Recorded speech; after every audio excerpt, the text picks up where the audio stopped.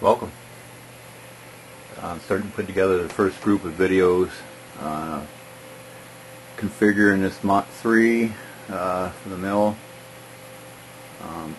I've got my motors all configured as far as steps, directions, positive and negatives, whatnot.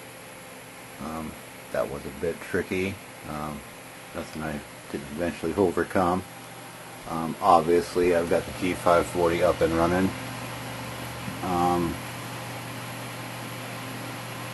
Had a little bit of a problem right from the get-go with that. Getting the charge pump all working right with Mach3 and everything. I loaded the XML file for it. And Mach3 automatically took care of that, so that solved that problem in a hurry. Other than that, it's been working great. No problems. Really don't run that warm with the two fans on it, the back side of it, and then the one that runs off the side there. I've had the case open pretty much since I've been running it, so I don't know how warm it actually gets inside. Once I get that monitor and stuff, I'll probably somehow monitor the temperature within the control panel with it all closed and everything. As you can see, this is the screen of Mach3. This is referred to as the MPG. This is the jog command, one of them.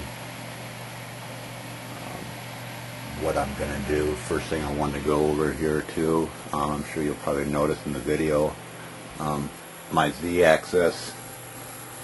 It's not quite perfect.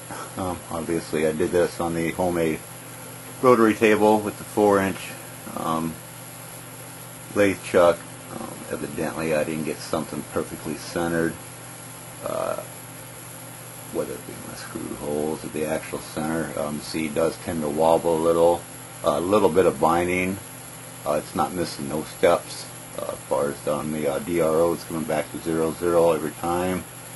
So it's referencing the home switch at the same spot every time, so it's not missing no steps there. But what I'm going to do, because I'm not going to leave it like it is, what I'll do is once I get everything configured, that'll probably be the actual first part I'll make. So you know, it's this part here that the problem lies in. This is the thrush bearing. This mounts, sits on the thrush bearing, and then the screws come from the back side, mounts this.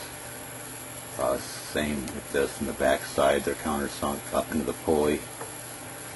And then this is threaded for the ball nut. So what I'll do, I put a couple shims in it, just some plastic shims, because there's no friction on it right there. Just for the time being until I get everything configured. Because I can mill this out like it is now. Not had no problems milling it. I'll probably wait. I'm not sure, but I might wait till I get my lathe chuck or my 4th axis lathe attachment. Get that all made. Get that all placed on the table. And get that all configured. Then that will be done manually. That step will be. In time, I will run the lathe with the X and Y axes, but for the time being, I'll probably just pretty much concentrate on getting that done. It works fine. It just wobbles a little bit of binding, not too much, so it's not missing steps like I mentioned. So, you know what I'm going to do in this video here is I'm just going to reference all, so everyone can see how this is actually working. What I'll do is that's the MPG.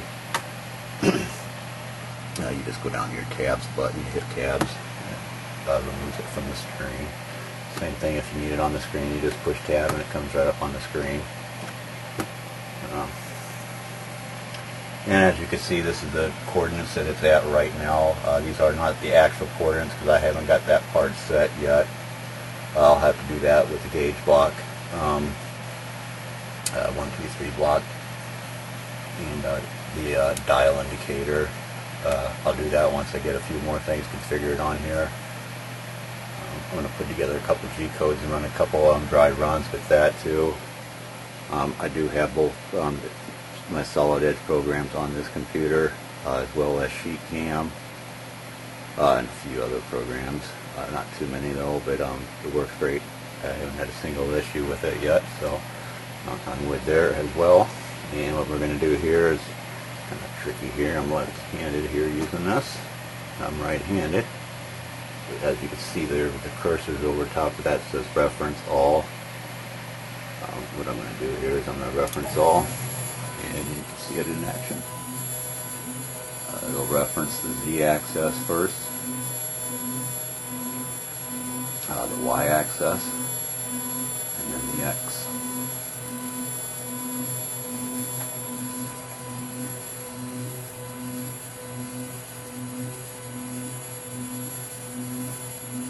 Now I have it set on slow right now. It runs a lot faster than that, but the Y-axis will reference its home.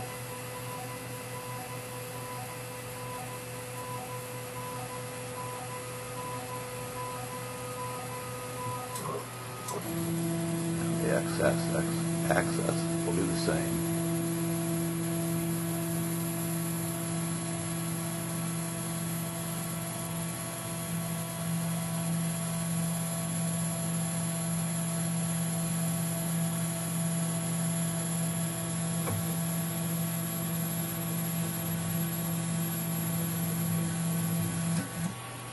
And that's all she wrote. Called reference all in Mach3. Just going to all the home positions on X, Y, and Z. You come back over now and look at the DRO, the DRO. They're all at 0 right where it should be. What you do is when you reference one at a time, you bring it up to where it hits your home switch. And it automatically stops, backs off, and you 0 it.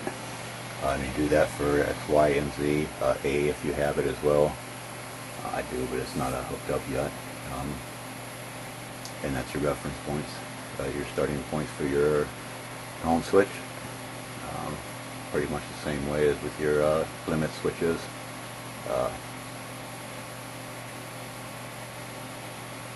They run positive and negative. You'll have one on the left and one on the right side. In my case, that's not necessary. I haven't set no soft limits yet or nothing yet either. There's quite a few screens I haven't even had a chance to get around to yet, get them configured. I'm over the hump as far as that goes. I got the motors configured. They seem to be working fine.